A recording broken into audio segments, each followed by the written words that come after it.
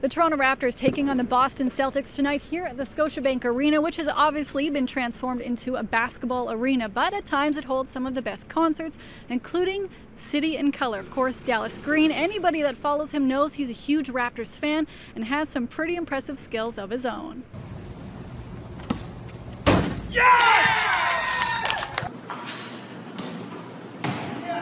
You are the bank shot champion. Oh, did you watch those videos? Yeah, they were everything back in the day. Like, I think you're in a library. I think there might have been one in Saskatoon. I don't even know how that happened. Have you, like, do you have a champion belt, or is it still happening? Yeah, it just sort of came along with, we did a long arena tour, and we thought, you know, well, we have these trucks, you know, this filled with gear and stuff. Let's put a basketball net in there. So we brought the basketball, because myself and Dante, who plays guitar in City in Color, we're both huge basketball fans. We like playing, so we thought we'll have a hoop. There's a lot of downtime. You know, we're in rooms like this, so you can just set it up. But then, yeah, after like 2 days of it, we were like, well, let's start trying trick shots. And then it just became a thing. It just became like, what wall can we throw it off, and where can we set it up? And yeah, it was like the ultimate game of horse. Can you tell me a little bit earlier, before we did this, you were telling me you had a great experience. Before everybody loved the Raptors, you were sitting in the seat over there, and that's an experience not a lot of people would have.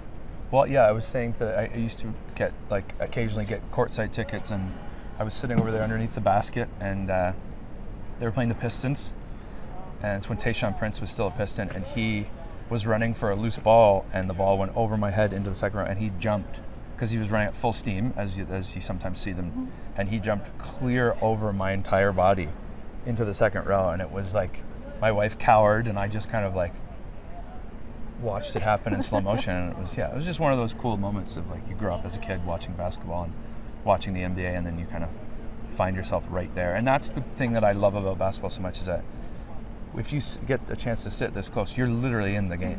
I know we can't predict if they're going to go to the finals or anything, because we're not even a handful of games into the season. Right. Where or who do you think is the biggest competition? Because right now in the East, there's a couple names being thrown out, different teams. Who would you say is the biggest competition? I would say you have to give it to Boston first, just because of how well they did last year, and they have basically the same team, but now they have their two arguably best players back. It'd be an interesting thing to see how that chemistry works, because the people on the team that got so far without those two, I wonder if there's going to be a problem with the egos there. And then watching Philly play a couple of times, it's like they're good, but again, they still look a little bit like they don't know what they're doing. It's like they don't know they're that good yet. They're not trusting the process. They're not trusting the process, exactly.